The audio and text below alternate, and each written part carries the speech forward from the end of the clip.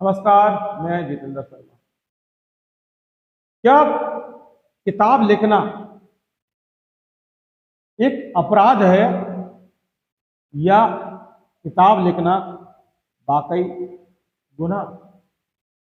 और अगर किताब राजनीति पर हो और राजनीति का वो कौन व्यक्ति हो जिस पर किताब लिखना एक बहुत बड़ा अपराध या गुनाह हो सकता है, बताने की जरूरत अगर हमें पड़ी तो हम जरूर बताएंगे। लेकिन आप सोच सकते हैं कि कमोबेश इस बार की जो देश में राजनीति जो चल रही है उसके सिर्फ दो एक हीरो या दो कह सकते हैं कि जो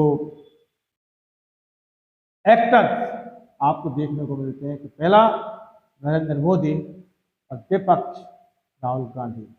सवाल यह है कि किताब किस पर लिखी होगी और लिखी जाए जो वाकई अपराध हो जाए। आप सोच लें, और अगर नहीं सोच पा रहे तो हम बता देते हैं कि वो व्यक्ति है राहुल गांधी। जी हाँ, राहुल गांधी पर किताब लिखना एक बहुत बड़ा अपराध आज इस देश में हो गया है, आज इस लोकतंत्र में हो गया है, आज इस संवैधानिक सिस्टम में हो गया है। राहुल गांधी पर किताब लिखने से आखिर किसको क्या दिक्कत थी, किसके साथ नुकसान हुआ, किताब लिखने वाला कौन? जी हाँ, बिल्कुल आप सही समझ रहे हैं।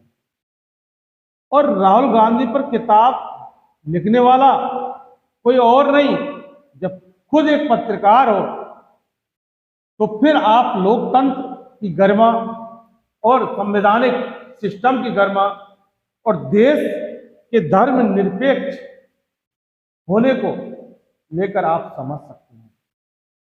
टीवी 18 में काम करने वाले दयाशंकर मिश्र जो डिजिटल हेड का काम करते थे, उन्होंने राहुल गांधी पर एक किताब लिखी और वो किताब आपके सामने है, जहां इस 18 नेटवर्क में अमन चोपड़ा, अमीश देवगन जैसे तमाम नफरतवादी और हिंसावादी और देश में दंगे भड़काने वाले ऐसे ऐसे पत्रकार यानी कि कैरेक्टर मौजूद हैं जो ऐसा काम करते हैं।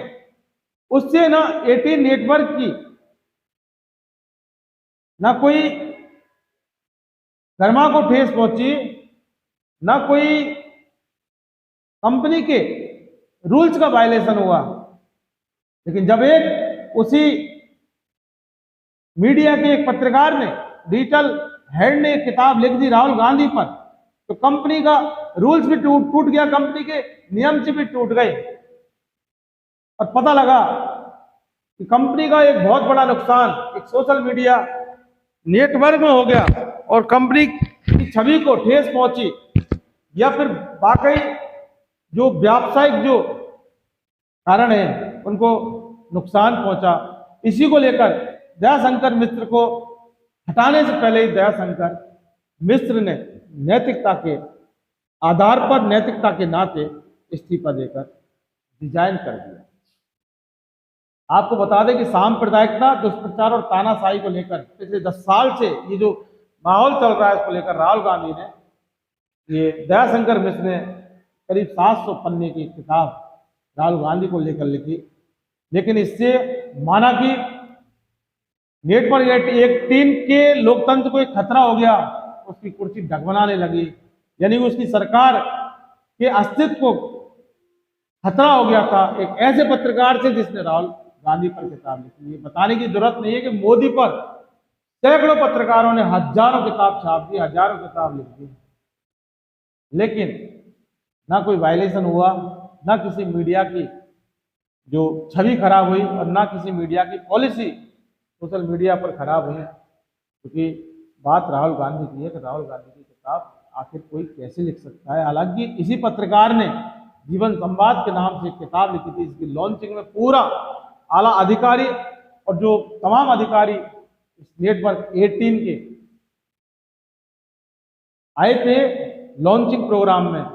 लेकिन इससे लॉन्चिंग, ये जो किताब राहुल गांधी पर लिखी है, इसके प्रकाशन से पहले ही दो चीजें स्थिति थी, किताब वापस ले लो, नौकरी ले लो, प्रबंधन ने कहा था। लेकिन दयाशंकर मिश्र को इस बात खास नहीं आई। उसने कहा किताब छपती रहेगी, हम छपवाएंगे और हम आपकी नौकरी छोड़ देते हैं। उन्होंने तुरंत इस्तीफा दे दिया। हालांकि 3 महीने का जो वेतन है उसको लेकर अदालत की शरण में भी वो जाएंगे, ऐसा उनका मानना है। और नौकरी से इस्तीफा देना पड़ा और निकालने तक का इंतजार नहीं किया दयाशंकर मिश्र ने। हालांकि राहुल गांधी के ऊपर किताब लिखना कितना बड़ा अपराध इस देश के अंदर है, आप समझ सकते हैं।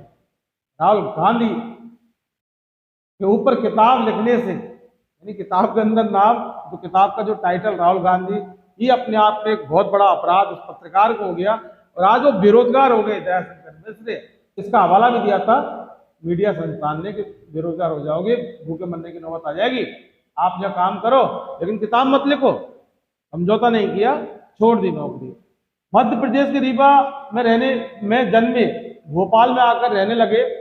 उसके बाद फ्रीलांस काम किया था। 2003 में दैनिक भास्कर में काम किया था। 2012 में अमर उजाला, राजस्थान पत्रिका जैसे संस्थानों में काम करने के बाद उस दिन जिस दिन देश में नरेंद्र मोदी की एंट्री हुई 16 मई को, ठीक उसी दिन दयाशंकर मिश्र की भी एंट्री हुई नेटवर्क 18 में। ये संयोग माने प्रयोग कहा नहीं जा सकता। अब आपको जो मानना है मानिए, लेकिन क्या भारत देश के अंदर ये लोकतांत्रिक राज है?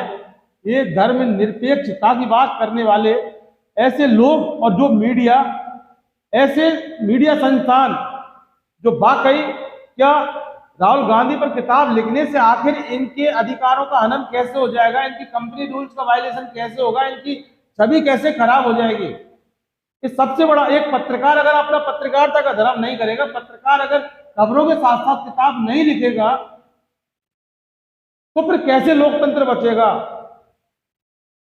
अब मोदी की इतनी तमाम तरह की, हालांकि अमन चोपड़ा जैसे और ये अमीश देवगन जैसे जो बेसैले, ये जो सपोले हैं, जो देश को डसने का काम कर रहे हैं, कोर्टों के हंटर इनके ऊपर पड़े हैं, और जो टीवी नियामक जो एजेंसी है, जो तमाम कंट्रोल करने के बाद इनके ऊपर हंटर चला चुकी, भागना पड़ा, तमाम इनको जेल जमानत की नौबत तक आ गई। इतनी नफरतें फैलाते हैं, देश में नफरत फैलाते हैं, हिंदू मुसलमान की राजनीति करते हैं। ये हिंदू मुसलमान के नाम पर ये देश में ये भड़काने की काम करते हैं, आग लगाने की काम करते हैं। और उसी टीवी चैनल का, उसी मीडिया समूह का एक पत्रकार अगर राहुल गांधी पर किताब लिखता है तो उसके साथ ऐसा सलूक अगर किया जाता है, तो क्या वाकई आपने पत्रकारों को इस तरह से गुलाम समझ के बैठे हैं कि आपकी जैसा आप कहेंगे जैसा वो करेंगे? नहीं किया ना दयाशंकर मिश्र ने, छोड़ दिया आपकी नौकरी, भूखा मरना मंजूर, ये नेटवर्क 18 वालों। लेकिन आपकी गुलामी और आपका जो रीति रिवाज और आपका जो नियम है वो दयाशंकर मिश्र जैसे सैकड़ों पत्रकारों को मंजूर नहीं है। हो सकता है कि बिल्कुल है, अमन चोपड़ा और अमीश देवगन जैसे पत्रकारों को, जो नफरती पत्रकार हैं, जो चिंटू पत्रकार हैं और देश में नफरत फैलाते हैं, दंगे फैलाते हैं। एक पत्रकार, एक राहुल गांधी का नाम लेना गुनाह हो गया एक पत्रकार को, और वही पत्रकार जिसने एक किताब और लिख दी, जीवन संवाद, जिसमें पूरा जो मीडिया और जो कंपनी के तमाम अधिकारी लॉन्चिंग में आए थे, तब आपकी कंपनी को, आपकी पब्लिक जो रूल्स हैं उसको खतरा नहीं था। लेकिन राहुल गांधी का नाम लेने से, राहुल गांधी के नाम पर किताब छापने से आपको खतरा हो गया। किस किस को निकालते रहोगे आप?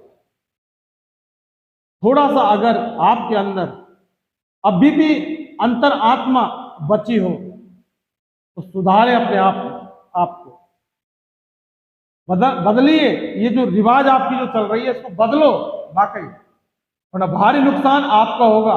जनता समझ चुकी, आपको देखना बंद कर दिया, टीवी देखना बंद कर दिया, आपके नफरती जो ये जो तमाम पत्रकार जो फैलाते हैं तो देखना बंद कर दिया। जनता जान चुकी हिंदू मुसलमान से काम देश में नहीं चलेगा, देश में काम मोहब्बत से चलेगा, देश में काम रोजगार से चलेगा, देश में काम प्यार से चलेगा, देश में काम अच्छे माहौल से चलेगा, तब देश बढ़ेगा।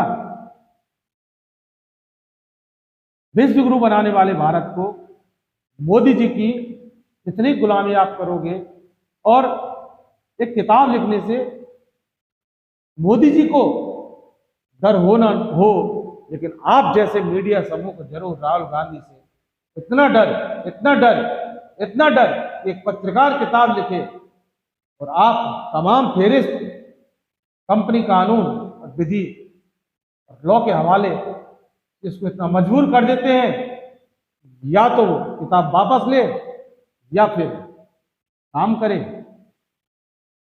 हालांकि उसने काम छोड़ने का फैसला लिया और छोड़ भी दिया,